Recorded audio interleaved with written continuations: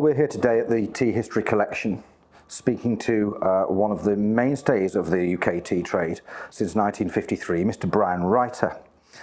Now, hello Brian, welcome. Hello James, good morning. I've always been very interested in your lengthy career.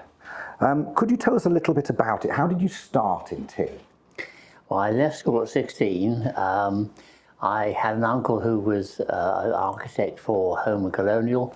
He got me an interview with Lipton's, which was the old original Lipton's, not the Unilever division. And I went for an interview with him, with the finance director, and he said, what did I want to do? I said, I'd like to be in the food industry, because my father said, well, that's the last thing you gave up in times of crisis. He said, well, we have a company called R.O. Mennell. Perhaps you would like to go down and see Mr. Mennell, which I did. And I joined the company as a trainee. Very interesting company. Robert Oscar Mennell was running the export division. He was one of the Tuke family, which originated as Quakers in about 1725 in York. And he and his brother had worked together under Duke Mennell and until just after the First World War. And his brother wanted to continue in the retail and packing side in UK, and Robert decided he would go on the export side. Duke Mennell eventually became absorbed by Twinings. So Robert had been running a very successful export business with the help of Lipton's before and after the war. And when I joined, of course, that was just the beginning, the new era of the tea industry after the war. And the auctions, the export, London auction was purely an export auction, beginning about 1952, mainly to find a floor price for tea, because up until the war there had been a system where the three major producers had curbed their production because of the huge slump they had in the 1930s.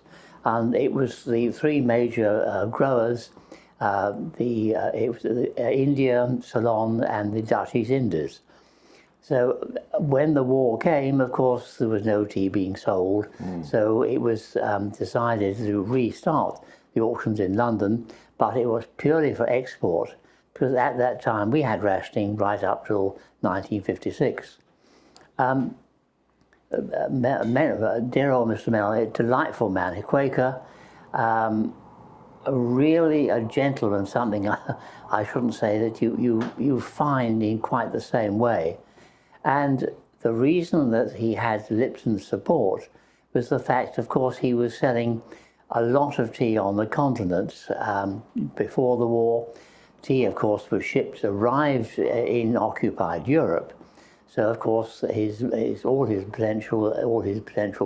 buyers weren't able to pay him. That's both in sort of France, Germany, Italy, and of course what became the communist part of Europe. So when the trading started again, all his customers in Western Europe repaid him. It was wonderful. But of course, those occupied by the communists, he never saw any more money. So he was short of capital. Marvellous man. I could never understand until later.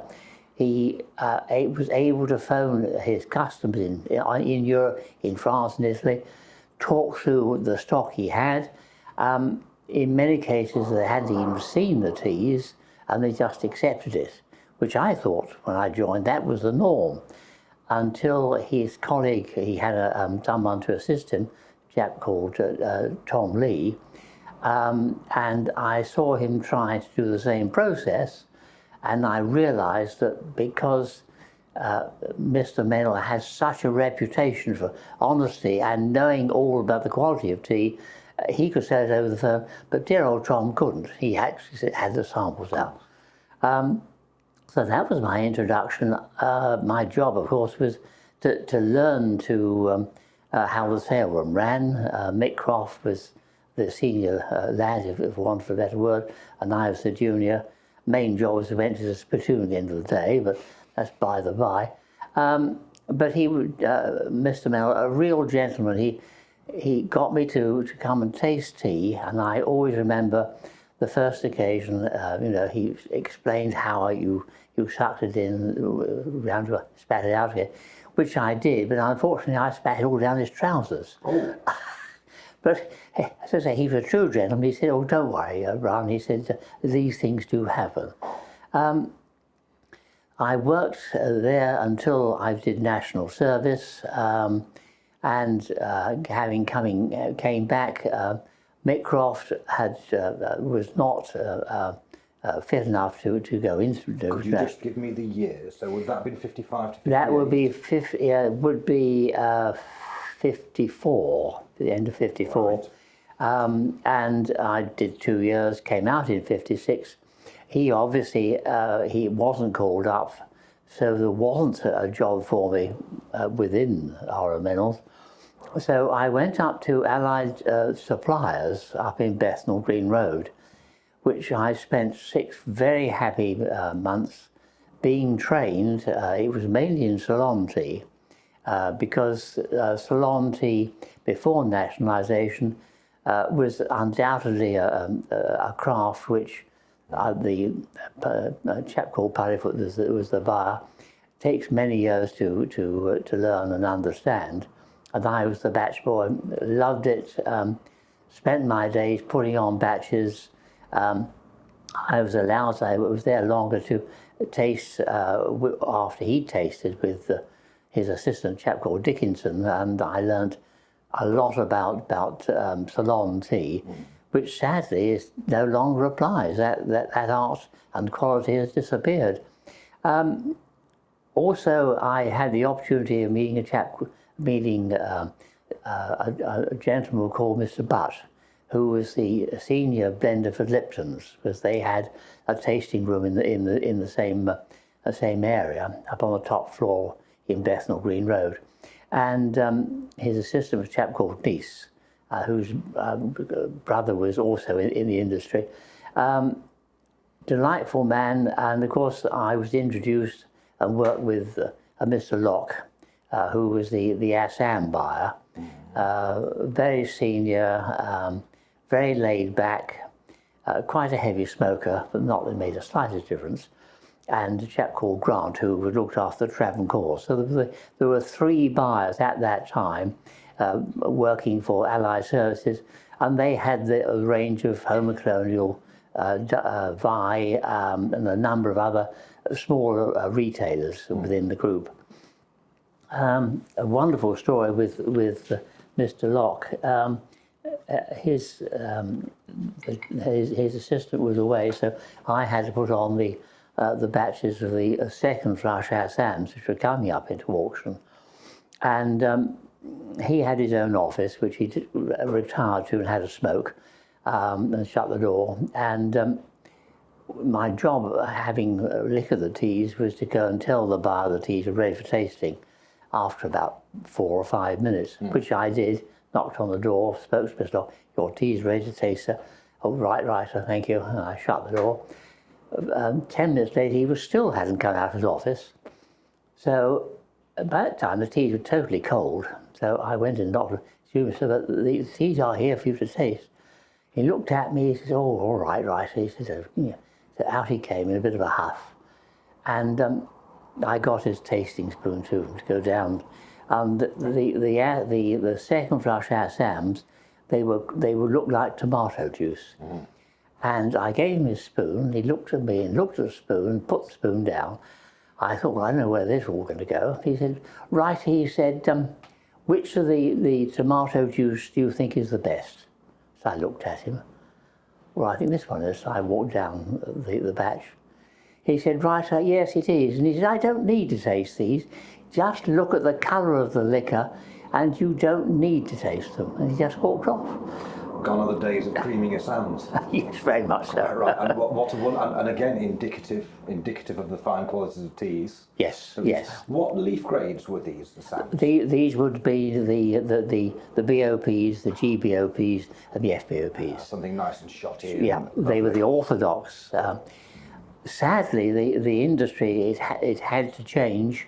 I worked for Jokai, but in previous years, in the 50s, Alex Lorry, who owned the 12 gardens, they had their managers on a Sunday go round the gardens and select bushes that had a particular characteristic, whether they were growing well, a good leaf cover, and they marked them with a stake. And then they introduced all the 4 estates in Assam and in London. They picked that particular tea bush and they mini manufactured it. And in that way they selected the clonal teas, which they are still in existence, but not in the same way.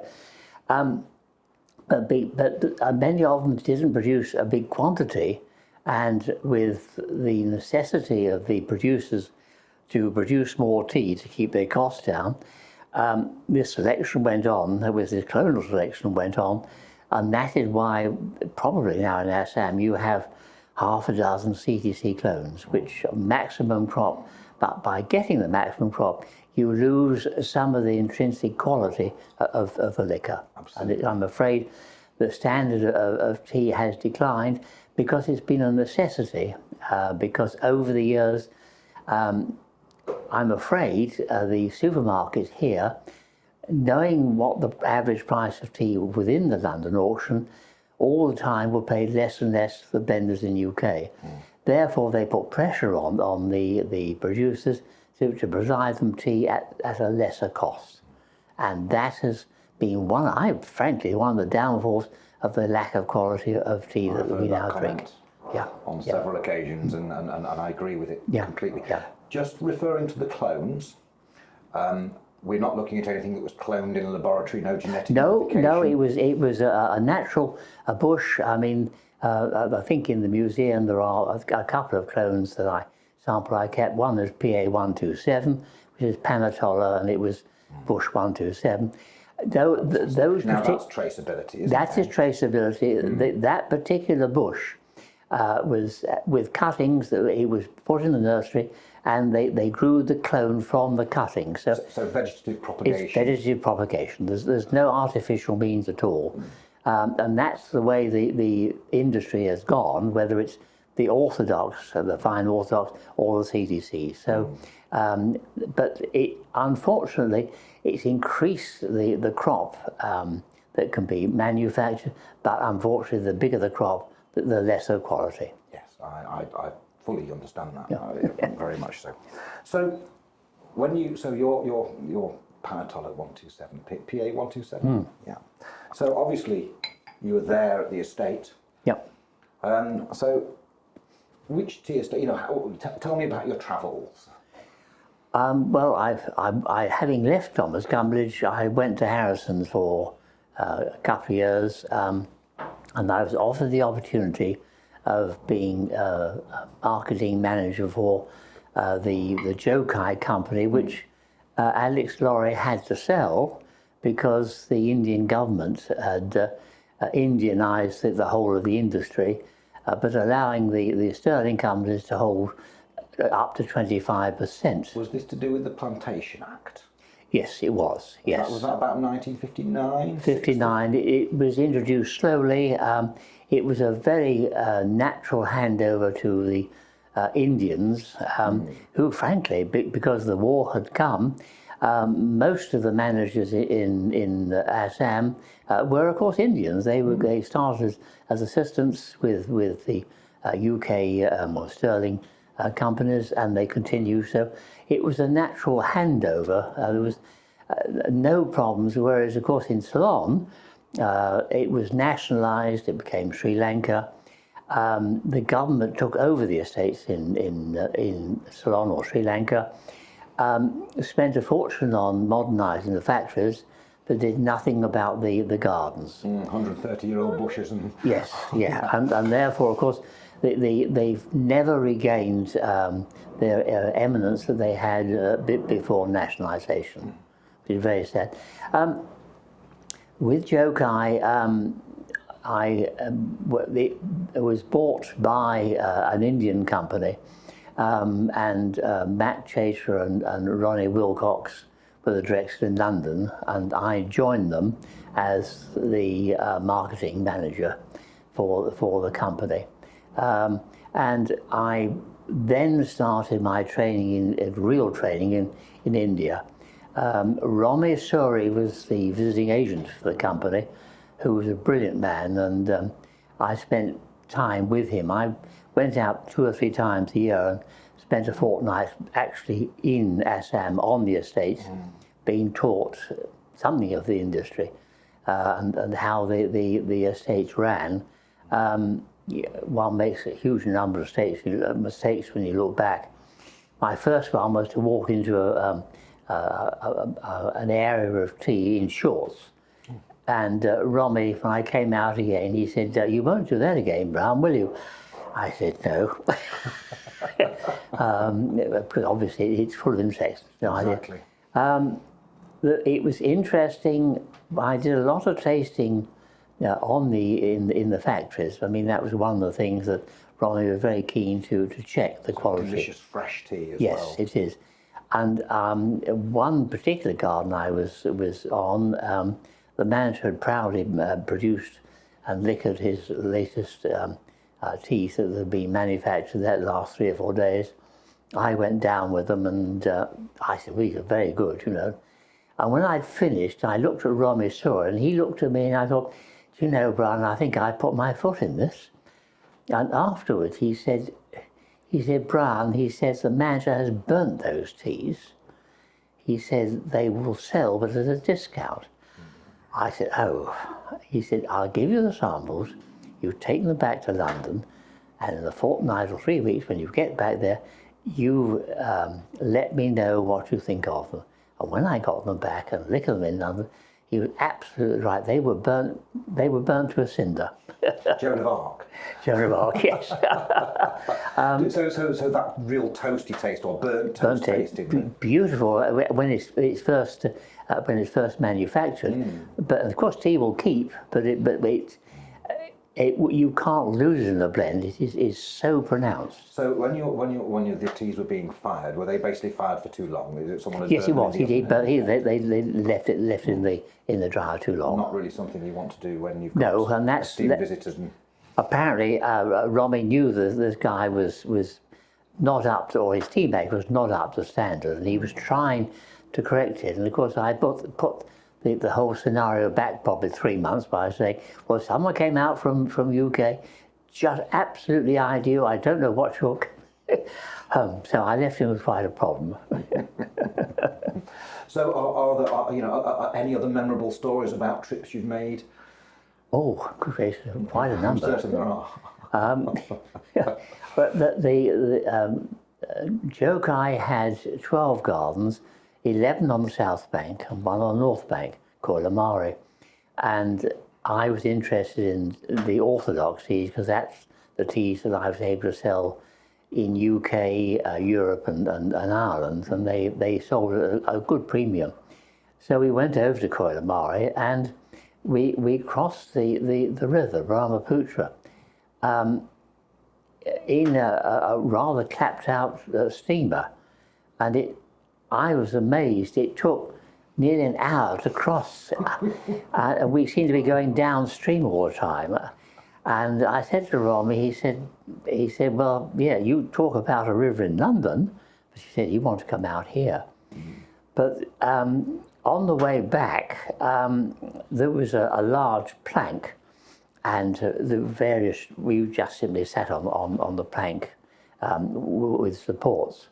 And there were some rather large Indian gentlemen sitting on it.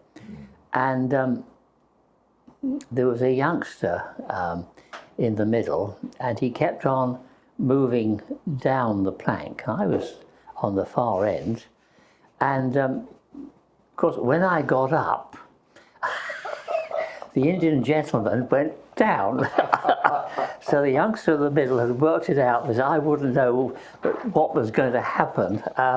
And that he kept on moving them down, and I thought that's interesting. But when I got up, of course, the plank tipped. It's application of the laws of physics, isn't it? Very much so. And I did have an apology, and I wasn't best pleased. But I said to Romy, why are we not seeing any orthodox teas from Koilamari? He said, because the manager can't make it. He can't make them, so I don't bother. Which I thought was a very practical way of looking at it. So that manager, you had him make CTCs, yes, just pure and simple. Was it only CTCs? Only CTCs, but yes, right, yeah. Right. So no leg cut? Or... No, leg cut was Duars. Yeah. Introduced for the maximum amount of colour. It had a following here in UK, Horniman's. Yes. Their blend was, which sold in the Liverpool area, almost exclusively leg cut teas because of the wonderful liquor. They didn't worry about the leaf. And of course, when Lyons absorbed Horniman's completely, they decided they would provide the Lyons blend in the Horniman packet. And of course, within a year, the whole of the business in that part of England just disappeared because wasn't the same tea. Exactly, and brand people who follow a brand get used to the flavour. They do. Absolutely, Yeah. And we've relied on that in the tea trade. Very much so. Very much so. Since we started putting tea into packets. Yes, we have. And Thai food did the same mistake when they were bought out by the directors of if you remember, of Thai food. They maintained the standard of quality and taste for about a year. They then sold it on again, and the new buyers came in looking at the bottom line, the maximum profits, and within 18 months, 2 years, a huge chunk of their business just disappeared. That's right. So, well, the British public will vote with their, buying a different brand, yes, won't they? Yes, when it goes off. Yeah.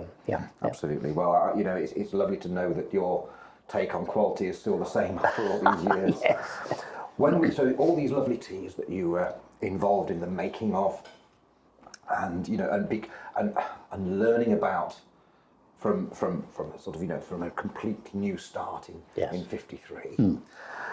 When they come back to the UK, or when they're ready to be sold, they're sold at auction. So I know you had a long and very well known history with the London tea auctions and Plantation House. Now, obviously, which doesn't exist properly today. No. So, if you have any anecdotes regarding Plantation House or the tea auctions, I'd love to hear them. Yes, the tea auction, as you know, was the building was created just before the war, and the building had a wonderful auction centre on the 7th and 8th floor of Plantation.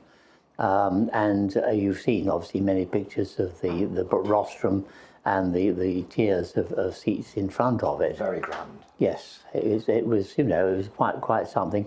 I joined Thomas Cumberledge as the junior market man, and I had 3 senior colleagues there.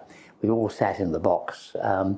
Our job was to the market men job was to bring in business from the buyers, which would enhance the prices for the producers, because the partners, their job was to look after the producers, and our job as market men was to look after the buyers and buy the tea as cheaply as we can. And the partners' position was that they wanted the maximum price. That's how the system worked. So did that make you a popular man?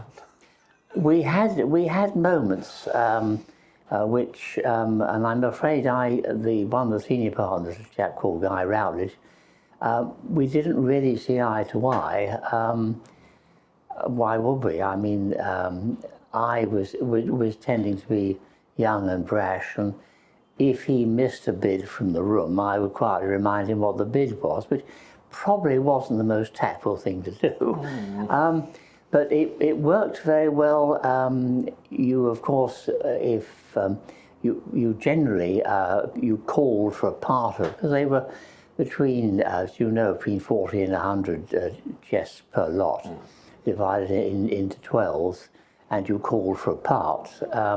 And if you couldn't, if the other buyers wouldn't divide, you either had the option of accepting it or you would bid on. But if you bid on, you were bidding for the full, say, 100 chests. And everybody else then, if they shut up, you were left with 100 chests, which your colleagues in the market department who were responsible for purchases were not very happy about it. So one had to be extremely cautious, especially at the beginning, not to cause an upset with your colleagues, who in turn, of course, then had to go to the partners to get it sorted out. So there was an element of caution on this, but it was a very well ordered and good atmosphere in the room with the auctioneer selling and the buyers buying. And of course, if you had an order to buy a quantity of tea from, say, a particular buyer, you also had to watch the market, because you would have been given a top price to buy up to. But if the market fell away, then you weren't very popular if you'd bought the tea at the top of the price. So you paid £1 for it, and the market was at 80p. Yeah. So that's something, and it only came with experience. I did have one chap called Miller, who ran the Economy Tea Company, and they were doing a lot of contract business here in UK with hospitals and the like. And he was used to buy a lot of salons. Well, we had a very small salon catalogue, and with salons it was different from Assams and the Africans. You had lots which were bracketed. You had 40 and bracketed 40, so they were sold as two separate lots, or could be sold as two separate. You bought the first 40, say, at 3 shillings, and if you bought the full quantity, when the auctioneer said, do you follow, you could say drop it. In other words, you dropped it a farthing. So the first 40 packages sold at 3 shillings, and the next sold at 2 and 11 3 farthings. It's a very strange thing. But Mr. Miller had given me an order to buy the 80 packages. So there was no, I bought the first one, say, at 3 shillings. When it came to the second one, I thought, well, we'll try and save. So I dropped it. And of course, there's always a pause before the hammer goes down. And I looked at Mr. Miller and I thought, oh my word, I had put my foot right in it. Fortunately, no one bid on, so I bought. You're lucky. He said to me after, he said, right, never ever do that. If I tell you to buy 80 packages, you buy the 80 packages. You don't drop the lot. Don't risk what? But no, it was, there were some grand characters. I mean, they've been buying tea there for years, so I was very much a new boy on the scene, and we didn't really buy a huge quantity of tea, but we were able to let the partners know what was going on around the market. So could you describe some of these people, just the way they dressed and and the way they sort of behaved, just to give us a window into that? Now, Cecil Cumbridge, when I joined, Thomas Cumbridge, he was a senior partner, a man of great age, I think. His son, Francis Cumbridge, was also in the business later on. And it was my job at the end of the day to take all the contracts that we had done into the senior partner to get him to sign it, which I found extremely difficult because he would cross the T's and dot the I's. Now, the secretary sometimes didn't always do this. So each evening or late afternoon, I used to go in and get Mr. Cecil to sign the contracts. And I said to him on one occasion, excuse me, sir, but there's really no information on the contract. You have a lot number, you have the number of packages, the specie, and the name of the garden and the price. Yes, right, he said, that's quite correct. He said, we do not want to get lawyers involved. The less is on the contract, the less they can argue about. That was one thing. The other thing is, after a time, he had a large rug in front of his desk, the typical partner's desk. And I had to be careful not to fall over it because it had a huge hole in it. And I said to him, rather cheekily on one occasion, I said, excuse me, sir, but this carpet is getting very old. He looked at me. He said, Writer, he said, it's an Afghan rug. It's of great age, and we wouldn't want to think that our producers think we were making a lot of money. And I thought afterwards, well, they know more about it than anybody. That was one of the senior partners.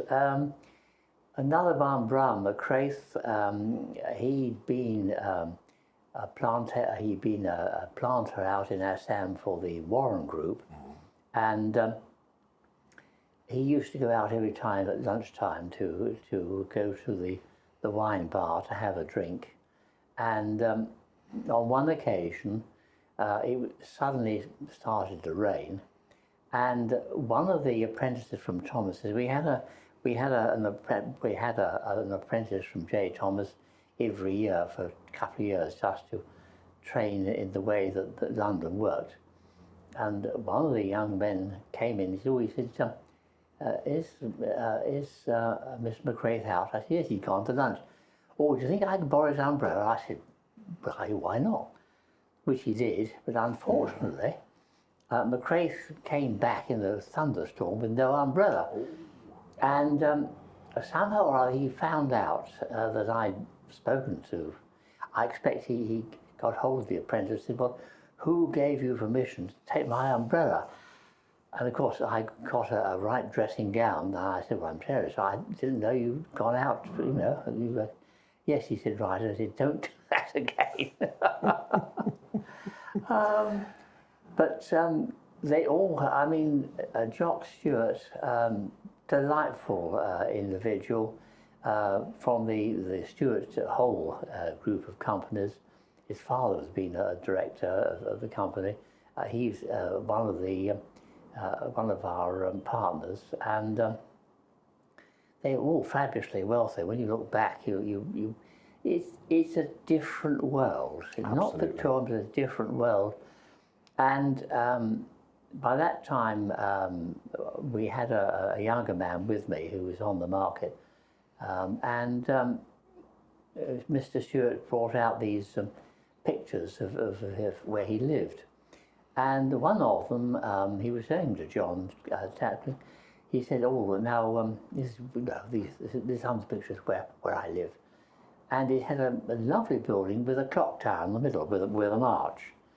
So John said, "Well, that's a marvellous house you live in, sir." And he looked at John, he roared with laughter. He said, "No, that's where I keep the horses." Different times indeed. Wonderful, wonderful. So having, you know, this lovely long career that you've enjoyed, and you know, and the skills that you've picked up, and some of the people skills that you've had to learn as well, have stood you in very good stead since 1953. Yeah. And moving to the sort of right up to modern day and the Tea Museum, you were the founding donor of the Tea Museum, and we're surrounded by lots of Well, we thank lots of the content. Well, yes, we thank Dennis, because when I joined the London Tea History Association, I had a garage full of things which my wife sort of very nicely said to me, "Well, I think, dear, we ought to do something with them." And I thought, well, I don't want to throw them away. And that wasn't her intention. But I think she was looking towards the future, that it was an area where she'd rather have plants than tea memorabilia. Anyway, when Dennis joined, general discussion came on about, and I said, well, I've got a lot of artifacts at home. And Dennis, bless him, decided to start this museum. Otherwise, I think we'd have a different story to tell, quite frankly. And I think it's a wonderful thing to have, because it's something that will disappear, and it's there, but no one will know about it. I think that people in this country are fascinated by our tea history. I think a lot of people who just buy their tea bags from a supermarket make great assumptions about how it all works. I know if ever I've spoken to people about how tea functions and how it works today, well, goodness me, and then I always say, well, and how cheap is a cup of tea? Yeah, yeah. In spite of all that. What I'm particularly impressed with everything that you've donated, the part that sort of time window on the trade, and like you say, it is today, it is lost. Yes, and it's lovely to be able to see these things, because I think that people would forget it otherwise, and it's not. It's part of our history. It is, very much so. I know that all the LTHA are very grateful for your donations. Oh, it's a pleasure. And I know that Dennis is too, so I'd like to thank you very much on behalf of everybody. Well, thank Margaret, she's also been the catalyst behind this. And Margaret, of course. Yes. Behind every great man, there's a greater woman, isn't there? I think you're right, yes. Well, thank you very much indeed, Brian. It's been an absolute pleasure talking to you. James, yes. And I'm sure we'll get some more I could talk for recordings hours. done. Yes, so I'm told. Well, always a pleasure to listen. Thank you, James, Thank very you. much. Well, thank you.